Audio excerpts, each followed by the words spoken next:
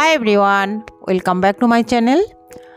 আজকে আমি খুব কম খরচে একটা টিফিন রেসিপি তোমাদের সঙ্গে শেয়ার করছি। এটা বাচ্চা থেকে বড় সবাই খুবই পছন্দ করবে যদি এই রেসিপিতে বানানো হয়। এটা খেতে খুবই মজার হয়। চলো তাহলে দেরি না করে চটপট দেখে নেওয়া যাক আজকের এই রেসিপি। প্রথমে একটা বাটিতে গরম জল নিয়ে নিলাম। এটা কুসুম গরম জল, এটা অবশ্যই কুসুম গরম হতে হবে। আর এখানে 1.5 চা চামচ পরিমাণ দিয়ে দিলাম ইস্ট, আর 1 টেবিল চামচ দিয়ে দিলাম চিনি, স্বাদ মতো লবণ। এটা একটু পরে আমি বাদবাকি উপকরণ দিয়ে দিচ্ছি, একটু নেড়ে নিচ্ছি। এখানে 1 টেবিল চামচ গুঁড়ো দুধ দিয়ে দিলাম। গুঁড়ো দুধ দিলে এটা খেতে আরও টেস্টি হয়।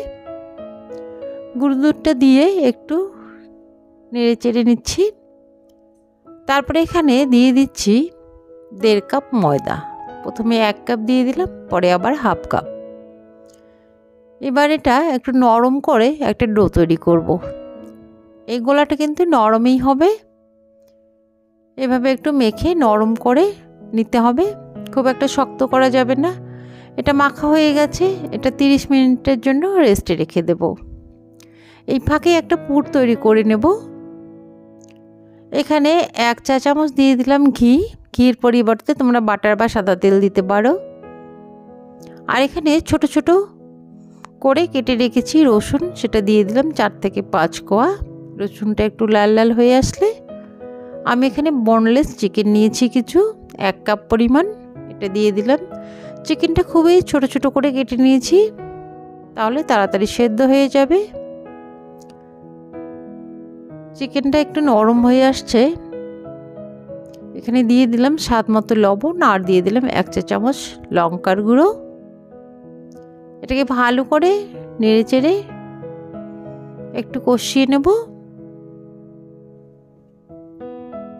তারপরে এখানে দিয়ে দিলাম 1 চা চামচ সয়া সস।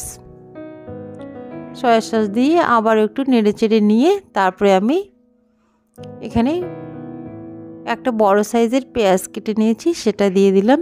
পেঁয়াজটা যতক্ষণ না নরম হয়ে আসছে ততক্ষণ এটাকে কষিয়ে নিতে হবে। পেঁয়াজটা কিন্তু নরম করে নিতে হবে। পেঁয়াজটা নরম হয়ে গেছে, এবারে দিয়ে দিলাম 1 চা চামচ টমেটো সস। টমেটো সস দিয়ে আবারও ভালো করে এটাকে নেড়ে চেড়ে কষিয়ে নেব। এটাতে কোনো রকম জল ইউজ করা যাবে না, এটা এমনিতেই হয়ে যাবে। এবার নামিয়ে নিলাম। 30 মিনিট রেস্টে দেওয়ার পর আমি এটাকে আবারও মেখে নিচ্ছি। এটা কিন্তু ফুলে ফেপে গেছে, ভিতরে যে এয়ারটা আছে এটাকে বের করে দেব। একটু মেখে নিলেই এয়ারটা বের হয়ে যাবে। এবারে এটাকে আমি ছোট ছোট ভাগ করে নেব। আমি 5টি ভাগে ভাগ করে নিচ্ছি। সমান আমি 5টি ভাগে ভাগ করে নিলাম। এবার হাতের সাহায্যে গোল গোল করে নিচ্ছি। প্রথমে একটা বাটির শেপ দিয়ে দেব, তারপর ভিতরে পুরটা দিয়ে এটাকে সিল করে দেব। এখানে 1 চা চামচ মতো পুরটা দিয়ে দিচ্ছি, দিয়ে মুখটাকে ভালো করে সিল করে দিতে হবে। এটা ভালো করে সিল করে দিতে হবে যাতে ফেটে না যায়। দিয়ে হাতের সাহায্যে ভালো করে গোল করে নিতে হবে যাতে চতুর্পাশটা গোল হয়ে যায়। দেখতেই পাচ্ছ তোমরা কিভাবে গোল করে নিচ্ছি। এভাবে একে একে আমি সবগুলো বানিয়ে নেব। এটা সুন্দর গোল হয়ে যাচ্ছে। আর একটা দেখিয়ে দিচ্ছি, এইভাবে বনগুলো বানালে এই চিকেন বন খুবই টেস্টি হয়। এটা বাচ্চা থেকে বড় সবাই খুব পছন্দ করবে খেতে। আশা করছি তোমাদের ভালো লাগবে। ভালো লাগলে একটা লাইক দিয়ে কমেন্টে জানাবে কেমন লাগলো, আর বন্ধু আত্মীয়র মধ্যে শেয়ার করে দেবে। একে একেই সবগুলো আমার বানানো হয়েই গেল। এবার এটাকে একটা কিচেন তাওয়াল দিয়ে ঢেকে 5 মিনিটের জন্য রেস্টে রেখে দেব। এটাকে 5 মিনিট পর আমি একটা প্লেটে উঠিয়ে নিচ্ছি।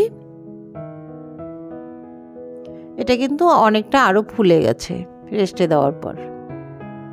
এবার একটা কড়াইতে তেল গরম করে আমি নিয়েছি, মিডিয়াম ফ্লেমে, মিডিয়াম গরম করেও নিয়েছি। খুব একটা হাই হিট করা যাবে না, এভাবে মিডিয়াম গরম করে দিতে হবে। বন্ধুরা চ্যানেলে নতুন হলে একটা সাবস্ক্রাইব করার অনুরোধ থাকলো। সাবস্ক্রাইব করে পাশে থাকা বেল নোটিফিকেশানটি তোমরা অল করে রাখবে, যাতে করে আমি ভিডিও আপলোড করলে তোমাদের কাছে পৌঁছে যায়।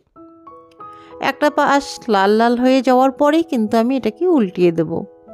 এটা আগেই উল্টানো যাবে না, একটা পাশ না হলে উল্টাবেন না। দেখতে পাচ্ছেন একটা পাশ কিন্তু লাল লাল হয়ে গেছে, সুন্দর একটা কালার চলে এসেছে। এভাবে এটাকে উল্টিয়ে পাল্টিয়ে ভেজে নিতে হবে। এটা খুব একটা বেশি সময় লাগবে না ভাজতে, এটা খুব তাড়াতাড়ি হয়ে যায়। দুটো সাইডে সুন্দর কিন্তু কালার চলে এসেছে, এটা কিন্তু আমার হয়ে গেছে। এবার এটাকে তেলটা ঝরিয়ে উঠিয়ে নেব একটা কিচেন টিস্যুতে।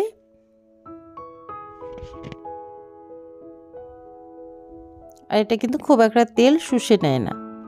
নামানোর পরে দেখবেন এটা একদম শুকনো হয়ে গেছে। আর দেখতে যতটা সুন্দর, এটা খেতে কিন্তু অত্যন্ত টেস্টি। এটা সকাল কিংবা বিকেলে বাচ্চাদের টিফিনে যে কোনো সময় তোমরা দিতে পারো। দেখে বোঝা যাচ্ছে এটা কতটা সুন্দর, কতটা খেতে টেস্টি হবে। এটা কতটা সফট, এটা হাত দিয়ে আমি ঠেসে ধরছি, আবার কিন্তু উপরে উঠে আসছে। এটা দেখলেই বোঝা যায় এটা কতটা নরম হয়েছে। এটা ভেঙে দেখাচ্ছি ভিতরে কতটা সুন্দর। এই চিকেন বানগুলো খেতে কিন্তু অত্যন্ত টেস্টি হয়। আজ এ পর্যন্তই। যারা ফেসবুক থেকে দেখছেন পেজটি ফলো করে রাখবেন। দেখা হবে পরে আরেকটি নতুন রেসিপিতে। ধন্যবাদ।